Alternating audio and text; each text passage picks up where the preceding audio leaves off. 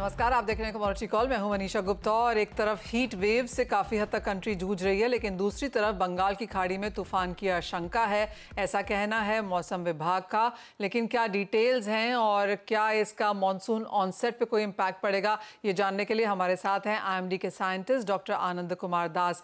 Mister दास, बहुत शुक्रिया हमारे लिए आज समय निकालने के लिए। आपसे जानना चाहेंगे पहले तो ये साइक्लोन का क्या इम्पैक्ट है, क्या एक्सपेक्ट कर सकते हैं?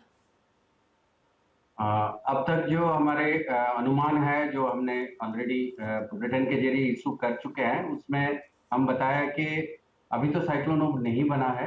इवन वो अभी तक जो डीप डिप्रेशन तक भी अभी नहीं बने हैं, लेकिन कल तक वो साइक्लोन बनने की तो संभावना पूरी तरह से है। और वो आगे चल के हमारे भारत की तट रेखा की तरफ तो नहीं आ रहे हैं, बट वो ज्यादातर बांग्लादेश की तरफ जाने की संभावना ज्यादा ही है। लेकिन हमारे जो वेस्ट बंगाल के जो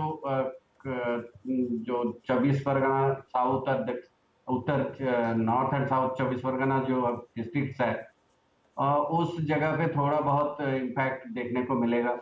और बरसात की बात करें तो बरसात तो बहुत अच्छी होगी वहाँ वेस्ट बंगाल में भी और बांग्लादेश में, और हमारे जो उत्तर पूर्व भारत के जो स्टेट्स है, north eastern states Tripura, Manipur और मिजोरम, वहाँ भी बरसात होना शुरू हो जाएगी। और 26-27 को वो बरसात और भी ज़्यादा होगी।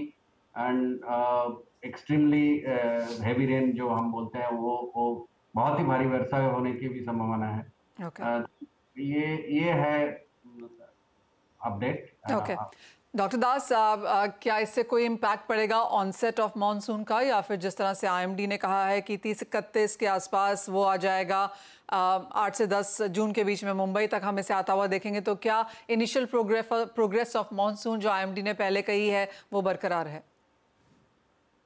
देखिए, अभी ये जो सिस्टम मानसून की जो अब अभी तक जो स्थिति है, और उस हिसाब से ये सिस्टम इतना ज्यादा इसके बदलाव तो नहीं ला रहा है। लेकिन इसकी ट्रैक जो है, अभी तक जो हमारे अनुमान के हिसाब से जो बांग्लादेश होते हुए हमारे नॉर्थ ईस्ट क्षेत्र, मतलब उत्तर पूर्व भारत में जो जाने की संभावना है, उससे मानसून फ्लो थोड़ा और तेज हो जाएगी। और जल्दी मानसून की शुरुआत हमारे उत्तर पूर्व भारत में हो सकती है। लेकिन केरल के हिसाब से हम देखें तो वो उस बार लगभग वही उसके नॉर्मल रेट के आसपास ही रहेगी। ऐसा कोई ज्यादा बदलाव तो नहीं आएगा, क्योंकि ये सिस्टम हाँ, लेकिन एक बात तो है कि देर देर होने की संभावना नहीं। वो भी एक पॉजिटिव पॉइंट है। डॉक्टर आनंद, डॉक्टर दास, एक फाइनल क्वेश्चन आपसे। तो फिर ये जो हीट वेव वाली स्थिति हमने बनते हुए देखी है, जो फ्राइडे सैटरडे तक यहाँ पर रहने की उम्मीद है, कुछ स्टेट्स में तो शायद मंडे ट्यूसडे तक भी है, वहां पर क्या लेटेस्ट अपडेट है IMD की तरफ से?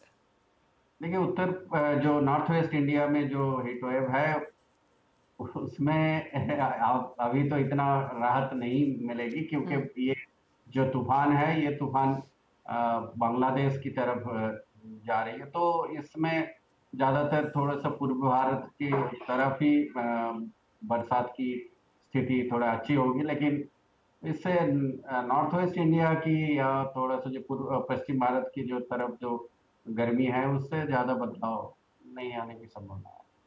ऑलराइट, डॉक्टर दास, बहुत शुक्रिया हमारे लिए आज समय निकालने के लिए और काफ़ी डिटेल वो साइक्लोन पर देने के लिए, जो शायद कल तक यहाँ पर फॉर्म हो सकता है। और जैसे आपने कहा कि बांग्लादेश की टुवर्ड्स है, लेकिन इससे हमें यहाँ पर बारिश अच्छी होती हुई नजर आएगी, तो वो एक पॉजिटिव है कुछ राज्यों के लिए ही सही। बाकी राज्य, जैसे आपने कहा, अभी भी हीट वेव की चपेट में वहाँ पर लगातार हैं।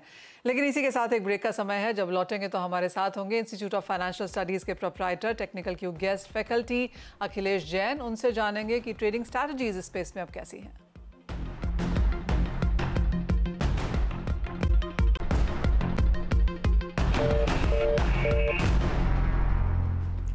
आप देख रहे हैं कमोडिटी कॉल। अब हमारे साथ अखिलेश जैन जी जुड़ चुके हैं। अखिलेश जी नमस्कार। और सबसे पहले मेटल से ही शुरुआत कर लेते हैं क्योंकि ये हफ्ता काफ़ी उठापटक वाला रहा है, स्पेशली इंडस्ट्रियल मेटल्स के लिए, जहां पर हमने कॉपर में ऑल टाइम हाइज बनते हुए देखे, उसके बाद अच्छी खासी मुनाफा वसूली, लेकिन हफ्ता खत्म होने से पहले कुछ अपॉर्चुनिटी बाइंग यहाँ पर फिर लौटी है अक्रॉस इंडस्ट्रियल मेटल्स। अब यहाँ पर क्या करने की राय है?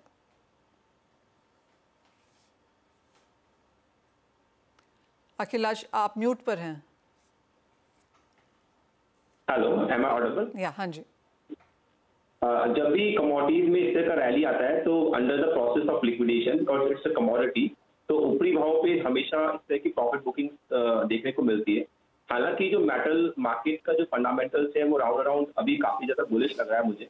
आइदर वो चाइना के स्टिमुलस की बात हो या कल जो नंबर्स आए थे, जो ये प्रेशर आया बेसिकली इंटरेस्ट रेट्स के डिसीजन पे आया है। हालांकि ये ऑलरेडी ऐसा लग रहा था कि due to higher inflation Fed इस तरह के डिसीजन ही लेगा।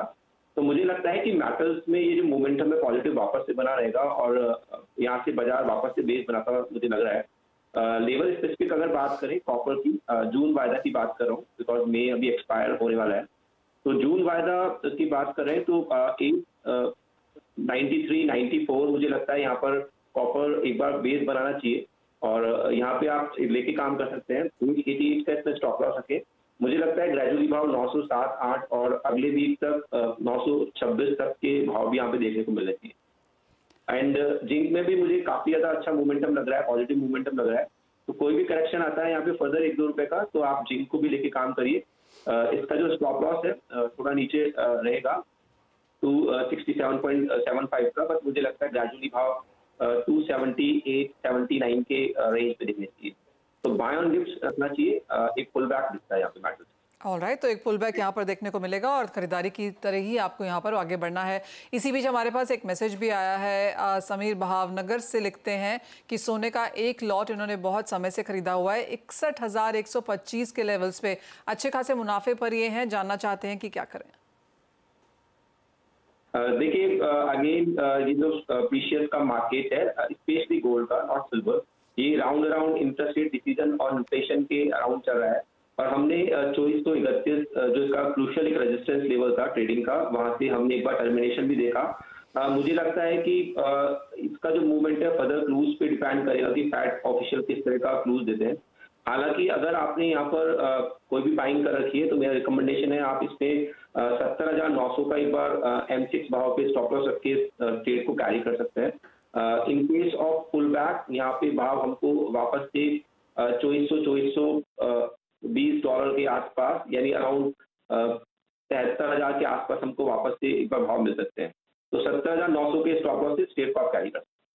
ओके और ऐसा ही एक सवाल चांदी में भी अभी हमें आया है जो कि राजकोट से अमित जी का है। इन्होंने सिल्वर माइक्रो लिए हैं, 3 लॉट खरीदे हैं और ये होल्ड करके बैठे हैं 74,000 के लेवल से, जानना चाहते हैं कि क्या करें। कांग्रेचुलेशन इतना नीचे से बाय करके चीजों को होल्ड करना। सेकेंडली अभी जो सिल्वर है उसका जो मोमेंटम है, ओवरऑल मोमेंटम काफी बुलिश है। अगर चार्ट स्ट्रक्चर की बात करें अपार्ट फ्रॉम द फंडामेंटल, तो सिल्वर ने लास्ट वीक के अंदर पिछले 10 से 12 साल के जो हाइज थे उन हाइज को ब्रेक किया है M6 के अंदर। तो मुझे लगता है, और इवन कॉमेक्स के अंदर भी, तो मुझे लगता है कि $30 से लेकर 28.40 ये क्रूशियल डिमांड जोन है सिल्वर का, और यहाँ से सिल्वर वापस से बेस बनाना चाहिए। अगर आपने यहाँ पे बाइंग किया है और थोड़ा स्टॉप लॉस देख सकते हैं तो 89,000 के नीचे के आप स्टॉप लॉस पे इस ट्रेड को कैरी कर सकते हैं। मुझे लगता है वापस से सिल्वर के अंदर पुल बैक दिखने चाहिए और 95 और देन फर्दर हाइज बनने चाहिए। जी हाँ, और आज पुल बैक हमने आता हुआ देखा भी है सोने चांदी दोनों में, और चांदी में काफ़ी बेहतरीन 1% की तेज़ी यहाँ पर फिर से बाजार में लौटती हुई नजर आई है। बहुत शुक्रिया अखिलेश जी साथ जुड़ने के लिए, तमाम स्ट्रैटेजीज देने के लिए और दर्शकों की मदद भी करने के लिए। इसी के साथ एक ब्रेक का समय है, हम लौटेंगे तो लेकर आएंगे आवाज़ समाचार।